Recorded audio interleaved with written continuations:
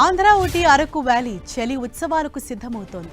రేపటి నుంచి 3 రోజుల పాటు చలి ఉత్సవాలు గ్రాండ్గా జరగనున్నాయి. ఉర్రూతలూగించే అడ్వెంచర్స్, హెలీ రైడ్స్ ఒక పక్క, గిరిజన సాంప్రదాయ కార్నివాల్ మరో పక్క. ఎటు చూసినా ధూమ్ధాం వాతావరణమే కనిపించనుంది.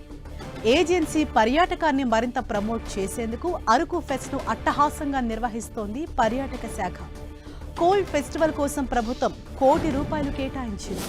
చలి ఉత్సవాల ఏర్పాట్లను collector Dinesh Kumar, ITDA PO Abhishek పర్యవేక్షిస్తున్నారు.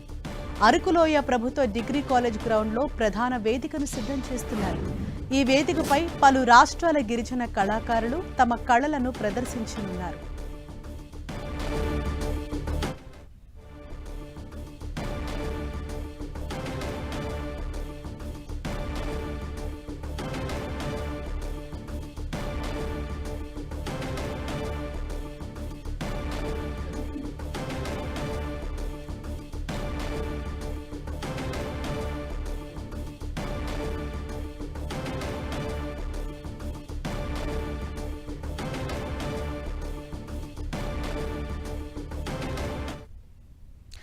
రేపు జానపద కళాకారులతో భారీ కార్నివాల్తో అరకు ఫెస్ట్ స్టార్ట్ అవుతుంది.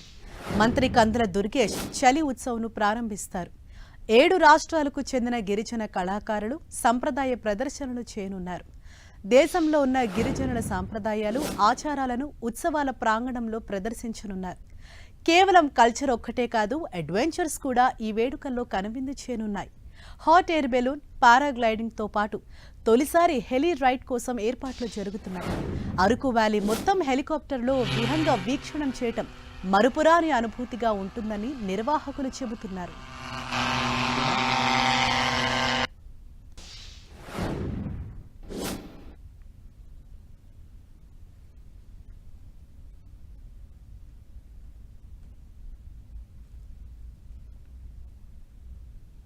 నిజానికి అరకు అంటేనే అందం, ఆనందం. ఇక్కడికి వచ్చే పర్యాటకులకు మహా పండగ. ఇక్కడ ఉండే కొండలు, లోయలు, జలపాతాలే కాదు, వణికించే చలి, కమ్ముకునే పొగమంచు అందమే. వలిసెల వయ్యారాలు, ప్రకృతి అందాలను చూసేందుకు 2 కళ్ళు చాలవు. పొగమంచుతో ఆకాశమంతా వెండి మబ్బులు దర్శనమిస్తాయి. చల్లని మంచు కురిసే వేళ అరకు తన అందాలను ఆరబోసినట్లు కనిపిస్తూ ఆహ్లాదాన్ని పంచుతుంది.